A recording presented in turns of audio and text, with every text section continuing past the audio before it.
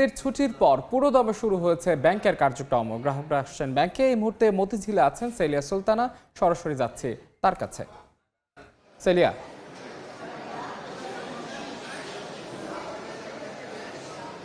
যদি বলতে হয় লম্বা একটি ছুটি গেল এবং সেই ছুটির পরে কিন্তু যে ব্যাংকগুলো আছে একদম স্বাভাবিক পর্যায়ে যে চলমান থাকার কথা সেই কাজটি কিন্তু শুরু হয়েছে। কার্যদিবসের প্রথম দিনই আমরা দেখতে পেয়েছি ঈদের আমেজ কিন্তু এখনও আছে। যারা এসছেন অনেক দিন পর হচ্ছে নিজেদের সহকর্মীদের সাথে দেখা হয়েছে, তারা তাদের সাথে ঈদের যে শুভেচ্ছা বিনিময় সেই শুভেচ্ছা বিনিময় করছেন।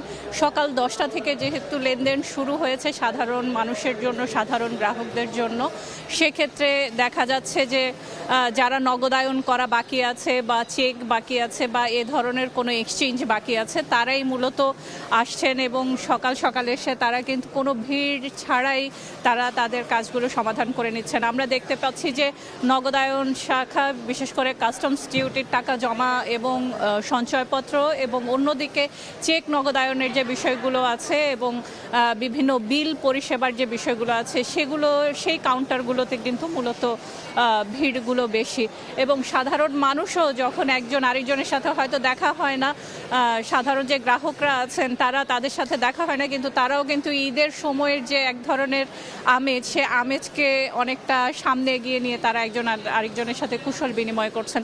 আমরা যদি বলি যে এক্সচেঞ্জের ক্ষেত্রে যদি বলতে হয় সেক্ষেত্রে 122 টাকা 123 টাকা করে কিন্তু আজকের দিনে বৈদেশিক মুদ্রা লেনদেন হচ্ছে। ডলারের দাম 122 টাকা 123 টাকা করে লেনদেন শুরু হয়েছে এবং অন্যদিকে অন্যান্য যে আমদানি রপ্তানির যে ডিপার্টমেন্টগুলো রয়েছে, আমদানি রপ্তানি এলসি ডিপার্টমেন্টগুলো রয়েছে সেগুলোর কার্যক্রমও কিন্তু শুরু হয়েছে পুরোদমে। আপনারা জানেন ঈদের সময় ছুটিতে স্বল্প পরিসরে থাকলেও সেই ডিপার্টমেন্টগুলো কিন্তু কর্মচঞ্চলতা ফিরে এসেছে মোটামুটি পুরো ব্যাংক খাতগুলোতে এবং ব্যাংকগুলোতে। এই ছিল মতিঝিল থেকে আমার কাছে এখন পর্যন্ত সর্বশেষ।